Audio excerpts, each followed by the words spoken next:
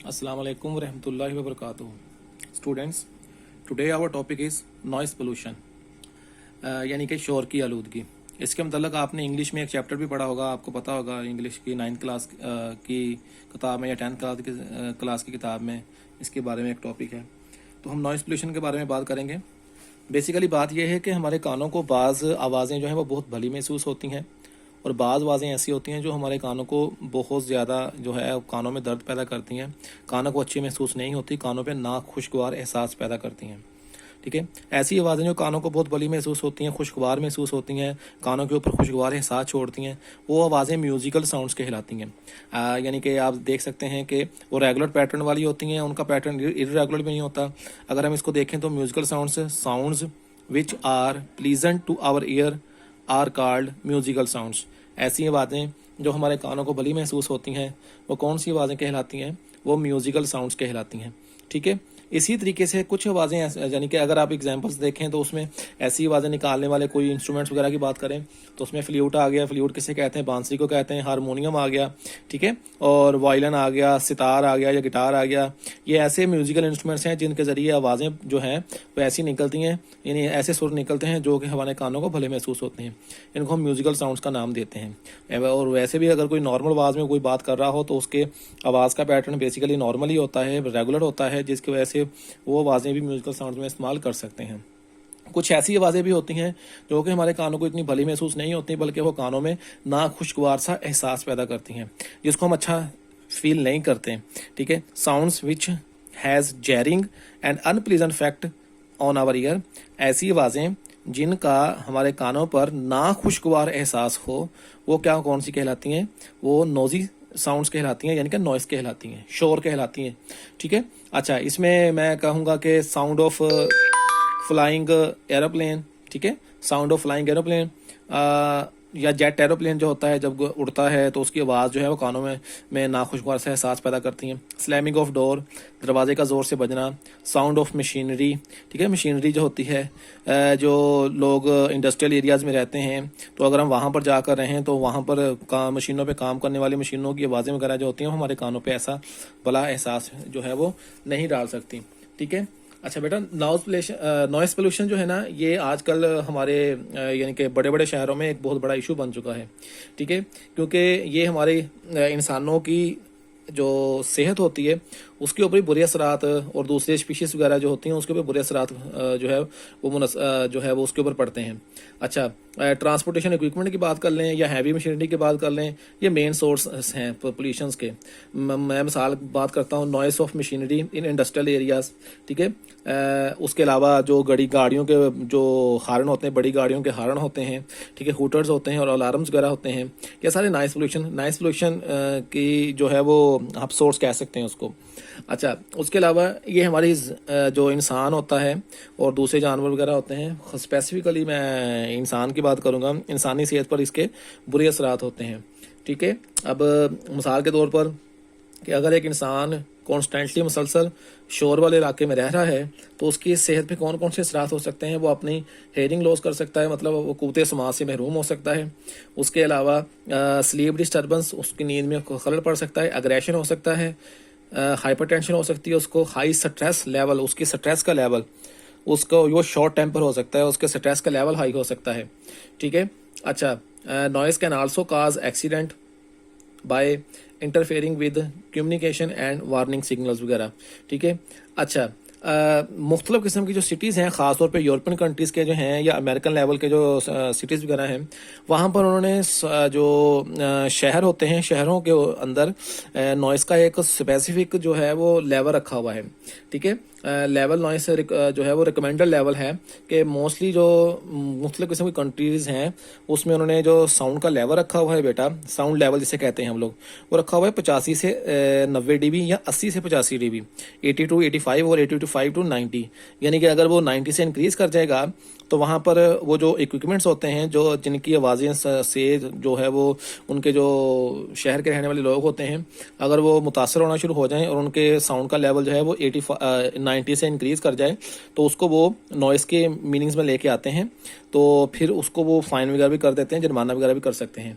ठीक है। Noise pollution जो है इसको हम रिड्यूस कर सकते हैं। या तो आप जो बहुत ज़्यादा शोर करने वाली मशीनरी है या कोई चीज़ है उसकी जगह पे आप माहौल दोस्त कोई मशीनरी लें, ठीक है, इस तरीके से भी कर सकते हैं। अगर उसके अलावा हम साउंड रिड्यूसिंग बैरियर्स रख के भी कर सकते हैं और उसके अलावा हेयरिंग प्रोटेक्शन डिवाइसेस के ज़रिए भी कर सकते हैं, ठीक है। अच्छा, नॉइसी साउंड और म्यूजिकल साउंड्स के बाद हम बात करेंगे कि अगर कहीं पर कोई साउंड वगैरह प्रोड्यूस हो रहा है, घर में साउंड प्रोड्यूस हो रहा है, कहीं जगह पे साउंड प्रोड्यूस हो रहा है, तो उस साउंड्स को हम जो है वो मिनिमाइज कर सकते हैं। उसके लिए हम लोग एक टेक्निक इस्तेमाल करते हैं, इम्पोर्टेंस ऑफ एक्यूस्टिक। एक्यूस्टिक क्या होता है, इंपॉर्टेंस ऑफ एक्यूस्टिक क्या है, एक्यूस्टिक प्रोटेक्शन क्या है बेटा, उसकी ये सामने मैंने डेफिनेशन लिखी हुई है, आप पढ़ सकते हैं। द टेक्निक और method use to absorb undesirable sounds by soft and porous material या surfaces is called acoustic protection, acoustic protection, ठीक है। ये एक ऐसी टेक्निक या मेथड होता है जिसके जरिए जो अनडिजायरेबल साउंड होता है, जो कि शोर की वजह बनता है, उसको नरम और मसामदार सुराखदार मटेरियल्स के ज़रिए, सरफेसिस के ज़रिए जो है वो रिकमेंडर लेवल पे लेके आ जाते हैं। उसको हम इंपॉर्टेंस ऑफ अकॉस्टिक में एक्यूस्टिक प्रोटेक्शन का नाम देते हैं, ठीक है। ये पोरस मटेरियल्स क्या हो सकते हैं बेटा, ये पोरस मटेरियल कई चीज़ें हो सकती हैं, मसामदार कई चीज़ें, जैसे मिसाल के तौर आपके घरों के लगे पर्दे जो होते हैं, ड्रैपरीज वगैरह जो होते हैं, रग्स कालीन वगैरह जो होते हैं, ठीक है, वो पोरस मटेरियल्स होते हैं। आपको मैं एक चीज़ रिकमेंड करता हूँ, फ़र्ज़ करें एक कमरा है, उसके अंदर कालीन बिछा हुआ है, पर्दे लगे हुए हैं, ठीक है, और दूसरा जो कमरा है उसके अंदर फर्श बिल्कुल नंगा है, उसके ऊपर कुछ भी नहीं है, फर्श भी है और पर्दे भी नहीं लगे हुए। आप जिसके अंदर पर्दे वगैरह और कालीन वगैरह नहीं है वहाँ बोल के देख लें, ठीक है, और जिसके अंदर पर्दे वगैरह लगे हुए हैं और कालीन वगैरह बिछा हुआ है वहाँ पे बोल के देख लें।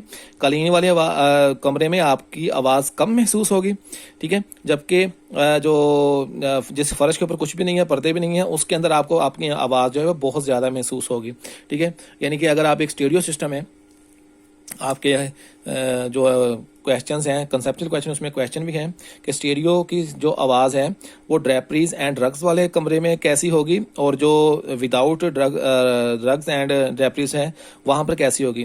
तो आपको जो कालीन वाला कमरा है और पर्दों वाला कमरा है उसके अंदर आपको आवाज़ ज़्यादा जो है वो छोड़नी पड़ेगी, आपको आवाज़ ज़्यादा करनी पड़ेगी, क्योंकि वहाँ पर जो आवाज़ को अब्जॉर्ब करने वाले मटेरियल्स हैं वो वहाँ पे हैं, लाइक ड्रैपरीज एंड ड्रग्स वगैरह, ठीक है। तो अकॉस्टिक प्रोडक्शन में हम क्या करते होते हैं, जो अनडिजायरेबल साउंड वगैरह होता है उसको हम लोग जो है वो क्या करते हैं, अनडिजायरेबल साउंड वगैरह को सॉफ्ट एंड पोरस मटेरियल के जरिए उसको बाकायदा जज़ब किया जाता है, ठीक है। बाज़ दफ़ा ऐसा होता है कि जब जो आवाज़ होती है वो मुख्तलिफ किस्म की दीवारों, छतों और फ़र्श के साथ जो है वो रिफ्लेक्ट होती है, तो रिफ्लेक्ट होने के बाद उसके अंदर एक बगाड़ आ जाता है, यानी कि बगाड़ से मुराद क्या है कि वो गारबेल्ड हो जाती हैं, ठीक है। This is due to multiple reflection of sound. This multiple reflection of sound, ये मैंने लिखा हुआ है, आप देख सकते हैं। This multiple reflection of sound, the multiple reflection of sound from different reflecting surfaces is called reverberation. बाज़ गश्त, आवाज़ का एक से ज़्यादा सतह से, एक सतह से यानी कि एक सतह से ज़्यादा सतहों पर जो है वो रिफ्लेक्ट होकर जो है वो गारबेल्ड हो जाना रिवर्बरेशन कहलाता है।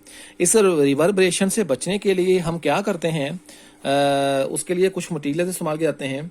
इससे बचने के लिए हम अगर हम बहुत बड़े बड़े ऑडिटोरियम्स या थिएटर या बड़े बड़े हॉल्स के अंदर बैठे हुए हैं तो आप उनकी दीवारों को देखिए, उनकी दीवारें ऊपर से ना मखरूती हो जाती हैं, ऐसे ऐसे बनाई होती हैं, ऐसे, ठीक है। अगर यहाँ पे खड़ा एक बंदा बोल रहा है तो उसकी आवाज़ की जो लहरें हैं वो रिफ्लेक्ट होकर अगर सामीन जो बैठे हुए हैं, सुनने वाले ऑडियंस जो हैं बैठे हुए हैं, उन तक जो है वो हर बंदे के पास आवाज़ जो है वो क्लियर जा रही है, हर बंदे के पास उतनी आवाज़ जा रही है जितनी पहले बंदे के पास जा रही है, यानी पहली रो के जा रही है।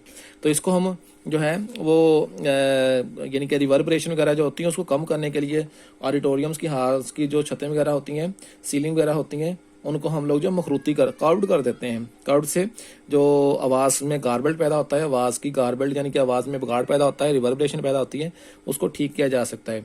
सम टाइम जो कर्व्ड साउंड बोर्ड होते हैं बेटा, जहाँ पर इंसान बोल रहा होता है उसको कर्व्ड साउंड बोर्ड के मदद से उसकी आवाज़ को ऑडिटोरियम या कोई भी कर्व्ड छत है, कोई हॉल है, कोई भी जहाँ पे हम बोल रहे हैं वहाँ पर हम हर जो है वो मकाम पर उसकी आवाज़ को पहुँचा सकते हैं।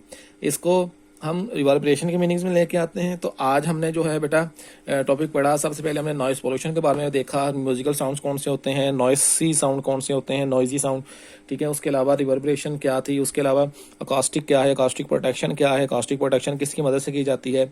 आई होप आपको ने लेक्चर अंडरस्टैंड कर लिया। थ्योरेटिकल लेक्चर है बेटा, इसमें लॉन्ग क्वेश्चन तो कम ही आता है, लेकिन शॉर्ट क्वेश्चन इसमें से बन सकते हैं।